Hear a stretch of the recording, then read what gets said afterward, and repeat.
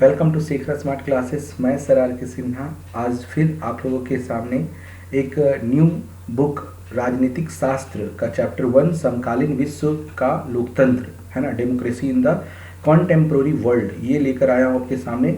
यह political science class 9 का, उसी तरह जैसे मैं पहले अदर बहुत सारे ऐसे सब्जेक्ट को एक्सप्लेन किया हूँ शॉर्ट नोट के रूप में, जिससे कि आपका subjective objective short type middle question सारी चीज़ कवर हो जाते हैं। उसी तरह फिर लेकर आया हूँ न्यू चैप्टर के साथ। तो चलते हैं। पहला क्वेश्चन है लोकतंत्र क्या है। तो व्हाट इज डेमोक्रेसी। तो यहाँ याद रखिएगा कि लोकतंत्र एक प्रकार का शासन व्यवस्था है जिसमें सभी व्यक्ति को समान अधिकार होता है। इसलिए याद रखिए हम लोग का देश जो है लोकतंत्र है, यहाँ सभी को समान अधिकार मिला है। नेक्स्ट है एक अच्छा लोकतंत्र क्या है। एग्जाम में पूछते हैं, नहीं भी तो आपको बिल्कुल नोट्स याद रखनी है। एक अच्छा लोकतंत्र वह है जिसमें राजनीतिक और सामाजिक न्याय के साथ साथ आर्थिक न्याय की व्यवस्था भी है। देश में यह शासन प्रणाली लोगों को सामाजिक, राजनीतिक तथा आर्थिक स्वतंत्रता प्रदान करती है। तो एक अच्छा लोकतंत्र का परिभाषा है। नेक्स्ट है विश्व का पहला लोकतांत्रिक देश कौन सा है। तो अगर देखा जाए तो विश्व का पहला लोकतांत्रिक देश अमेरिका, जो कि 1789 में पहला लोकतांत्रिक देश बना था।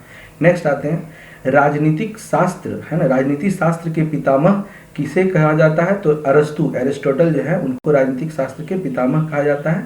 नेक्स्ट प्रश्न है लोकतंत्र की बहाली के लिए नेपाल में आंदोलन कब चलाया गया था। तो नेपाल में भी आंदोलन चलाया था क्योंकि लोग चाहते हैं कि राजतंत्र के जगह लोकतंत्र हो अपना देश।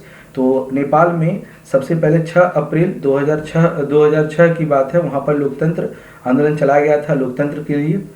नेपाल का कौन सा राजा संसद को बहाल कर राजनीतिक सत्ता के गठबंधन का सौंपने की घोषणा की थी। तो नाम था राजा ज्ञानेंद्र ने 24 अप्रैल 2006 को ये घोषणा की थी। नेक्स्ट है चिली किस महादेश में स्थित है। तो जो चाइल्ड बोलते हैं, चाइल्ड या चिली, वह दक्षिण अमेरिका में है। नेक्स्ट है चिली में कब लोकतंत्र समाप्त कर सैनिक शासन स्थापित हो गया था। तो चिली में जो है 11 सितंबर में जो है लोकतंत्र समाप्त करके यहाँ सैनिक शासन हो गया। देखिए कहीं कहीं लोकतंत्र को समाप्त करके सैनिक शासन, कहीं राजतंत्र, ये गजब है। तो याद रखिएगा यहाँ सैनिक शासन मतलब सैनिक के द्वारा शासन किया जाने 11 सितंबर 1973 से लागू हो गया था। लिच्छवी गणतंत्र की बात करते हैं तो बुद्ध काल के समय कौन कौन से जगहों में लोकतंत्र परंपरा स्थापित हो चुकी थी, है ना। तो उस समय जो बुद्ध काल के समय में तो कपिलवस्तु के शाक्य, कुशीनारा एवं पावा के मल्ल, मिथिला के विदेह, ये सब जो है ना लोकतंत्र उसी समय की बात है। तो लोकतंत्र ये नया चीज नहीं है ना। उस समय भी बहुत सारे जगह में लोकतंत्र हुआ करता था। नेक्स्ट है लिच्छवी गणतंत्र की राजधानी कहाँ थी। तो लिच्छवी गणतंत्र की राजधानी वैशाली थी। लिच्छवी गणतंत्र का संस्थापक कौन था। तो राजा विशाल, है ना। नेक्स्ट प्रश्न है सेना के प्रधान को क्या कहा जाता है। तो याद रखिएगा सेना के जो प्रधान होते हैं उसको सेनापति कहा जाता है। वित्त विभाग के प्रधान को क्या कहा जाता है। तो वित्त विभाग जो होते हैं उसको कहते हैं भंडागारिक, है ना। याद रखिए भंडागारिक जो है उसको वित्त विभाग का जो फाइनेंशियल के लिए तौर पर आता है उसको हम लोग कहते हैं भंडागारिक। नेक्स्ट है न्याय विभाग के प्रधान को क्या कहा जाता है। तो न्याय विभाग के जो प्रधान होते हैं उसको विनिश्चयात्मक मात्य बोलते हैं, ठीक है इसको, है ना। तो ये है ये न्याय विभाग जो न्याय के लिए जो होता है। तो न्याय विभाग का जो प्रधान होता था वो बोला जाता था। तो प्राचीन काल में कैसे न्यायालय की व्यवस्था थी। तो दीवानी, फौजदारी तथा राजस्व, ये पुरानी समय के और आज भी इसको चला जाता है। नेक्स्ट है आधुनिक लोकतंत्र का बदलता मानचित्र। देखिए धीरे धीरे करके जब लोकतंत्र आने लगा तो कहीं ना कहीं लोकतंत्र में बदलाव आया। तो कौन से युद्ध के बाद लोकतंत्र की स्थापना के लिए होड़ लग गई। तो देखिए द्वितीय विश्व युद्ध जब हुआ था, है ना, उसके बाद जो है तो ये लोकतंत्र के लिए होड़ लग गया था, है ना। नेक्स्ट आते हैं भारत में लोकतंत्र की स्थापना कब। भारत में अगर देखा जाए लोकतंत्र की स्थापना तो अंग्रेज को जाने के बाद 1947 में, है ना। 1789 की फ्रांसीसी क्रांति ने किसका नारा बुलंद किया, है ना। फ्रांसीसी क्रांति 1789 का देखा जाए तो बुलंद किया समानता, स्वतंत्रता और बंधुत्व का नारा को बुलंद किया। राजनीति का प्रयोगशाला किस देश को कहा जाता है। राजनीति का प्रयोगशाला बोला जाता है, मतलब राजनीति का प्रयोगशाला है फ्रांस को कहा जाता है। संयुक्त राज्य अमेरिका में काले लोग निग्रो को मताधिकार कब तक नहीं दिया गया था। तो देखिए काले लोग को उसमें अधिकार नहीं दिया गया था। 1965 तक उसका कोई अधिकार था, लेकिन अभी के समय में वहाँ अधिकार है। नेक्स्ट है पश्चिम अफ्रीका का कौन सा देश 1957 में एक स्वतंत्र राज्य के रूप में उदित हुआ, है ना। तो ये घाना में, पश्चिमी अफ्रीका का एक देश है जो कि नाम है घाना, वो स्वतंत्र राज्य के रूप में उदित हुआ था। नेक्स्ट है घाना लोकतांत्रिक राज्य का प्रथम प्रधानमंत्री और राष्ट्रपति कौन था। तो एन क्रुमा नाम की, ये भी लोकतंत्र के लिए काफी संघर्षरत रही थी। एनक्रोमा को कब हटाकर सैनिक शासन की स्थापना की गई? तो 1966 में एनक्रोमा को हटाकर और लोकतंत्र को लाई थी एनक्रोमा, बाद में इसे सैनिक शासन का स्थापना कर दिया था, 1966 की बात है। पाकिस्तान और बांग्लादेश में कब सैनिक शासन को समाप्त कर लोकतंत्र सरकार की स्थापित हुई?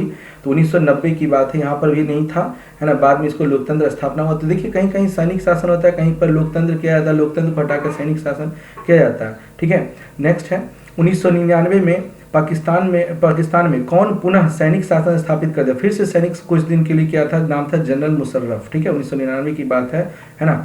नेक्स्ट है स्वतंत्र पाकिस्तान का प्रथम प्रधानमंत्री, अगर स्वतंत्र पाकिस्तान का प्रथम प्रधानमंत्री बोला जाता है, नाम है लियाकत अली खान, है ना। नेक्स्ट है 2008 के चुनाव में पाकिस्तान के प्रधानमंत्री कौन बने थे? 2008 के चुनाव में जो है ना यूसुफ रजा गिलानी, है ना। नेक्स्ट है 2008 के चुनाव में पाकिस्तान के राष्ट्रपति कौन बने थे? तो 2008 के चुनाव में पाकिस्तान का जो राष्ट्रपति बना था उसका नाम था आसिफ अली जरदारी। तो ये सब तीनों जो प्रश्न है, लियाकत अली खान और यूसुफ रजा गिलानी और आसिफ अली जरदारी, बिल्कुल याद रखिएगा।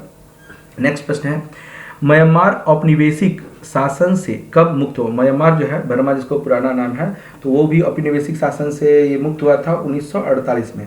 म्यांमार में सैनिक शासन की स्थापना कब हो गई थी? तो 1962 में। यहाँ भी म्यांमार में सैनिक लोकतंत्र था तो सैनिक ला दिया गया था, ये 1962 की बात है। नेक्स्ट प्रश्न है म्यांमार में 1990 के चुनाव में किसे बहुमत प्राप्त हुआ? तो नाम था आंग सान सूची, आप लोग किताब में उसका फोटो देख सकते हैं आंग सान सूची का। तो ये 1990 में जो है ना वहाँ पर जो म्यांमार में था चुनाव, किसे उसको बहुमत मिला था, आंग सान सूची। आंग सान सूची ने किस पार्टी को बहुमत प्राप्त किए थे? तो नाम था national league for democracy. Next प्रश्न है सैनिक शासन ने निर्वाचन को अस्वीकार करते हुए क्या किया था? सैनिक शासन निर्वाचन करते हुए अस्वीकार करते हुए क्या किया? तो आंग सान सूची और उसके समर्थक नेताओं को जेल में डाल दिया था। तो यहाँ पर एक आंग सान सूची के लिए बहुत ही गजब की था कि सैनिक शासन जब जैसी हुआ था तो आंग सान सूची जो वहाँ का जो चुनी गई थी, है ना, अगर देखा जाए अधिक मत आया था, फिर बाद में इसको क्या करता है, जेल में डाल देते हैं। नेक्स्ट है कौन से चुनाव के बाद आंग सान सूची ने राष्ट्रपति पद पर आसीन हुआ था? तो 2016 की लोकसभा, क्योंकि उसको वहाँ पर लोग अब जान चुका था, है ना, म्यांमार में, है ना, इसलिए यहाँ पर धीरे धीरे करके ये जो है ना राष्ट्रपति बनी थी। कब? तो 2016 के चुनाव में। नेक्स्ट है वैश्विक लोकतंत्र की परिकल्पना वर्तमान में संयुक्त राष्ट्र संघ के अंतर्गत कितने देश सम्मिलित हैं? तो देखिए वर्तमान में अगर देखा जाए तो 193 जो है संयुक्त राष्ट्र संघ, ठीक है, जिसको कहते हैं, अगर देखा जाए तो अभी जो है यूनाइटेड नेशन ऑर्गेनाइजेशन में अगर देखा जाए तो इसमें 193 देश शामिल हैं। नेक्स्ट है संयुक्त राष्ट्र संघ का क्या काम होता है? तो संयुक्त राष्ट्र संघ का काम होता है शांति तथा सुरक्षा, मानव कल्याण और मानव के अधिकारों का प्रतिपादन करना। संयुक्त राष्ट्र का दूसरा अंग में कौन कितने सदस्य सम्मिलित है? तो 15 सदस्य। संयुक्त राष्ट्र संघ में के दूसरे अंग में कितने सदस्य अस्थायी और कितने अस्थायी है ना, अस्थायी मतलब अस्थायी है तो 5 सदस्य जो अस्थायी मतलब ये बदल नहीं सकता, और 10 जो है अस्थायी उसको बदल सकता है। संयुक्त राष्ट्र का दूसरा अंग में अस्थायी सदस्य कौन कौन से? तो अमेरिका, रूस, ब्रिटेन, फ्रांस और चीन, ये सब जो है ना, ये सब कौन सा हो गया? तो सदस्य जो है यह एक सदस्य हो गया अस्थायी।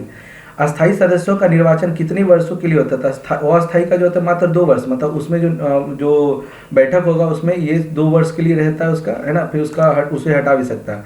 विश्व बैंक की अध्यक्षता कौन करता है? तो देखिए विश्व बैंक जो चलता है वर्ल्ड बैंक, तो उसको अध्यक्षता अमेरिका करता है, ठीक है। 2006 के जनवरी माह के चुनाव में किसे चिली के राष्ट्रपति निर्वाचन किया गया था? तो मिशेल बेसेले को, ठीक है, तो ये राष्ट्रपति वहाँ चुना गया था। नेक्स्ट लोकतंत्र का वर्तमान चरण कब से प्रारंभ होता है? तो 1980 से, ठीक है। लोकतंत्र का अगर वर्तमान चरण अगर देखा जाए तो 1980 से स्टार्ट होता है। जब लोकतंत्र को सैनिक शासन द्वारा उखाड़ फेंका जाता है तब लोगों में कौन सी स्वतंत्रता छीन ली जाती है? तो राजशाही के सारे अधिकार, राजशाही सारा छीन लिया जाता है।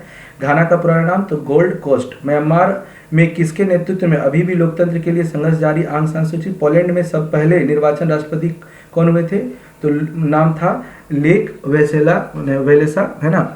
एशिया के 2 गैर लोकतांत्रिक देश का नाम अगर देखा जाए तो चीन और म्यांमार। लोकतंत्र की विशेषता क्या है? तो जनता अपनी मर्जी से विधायिका चुन सकता है।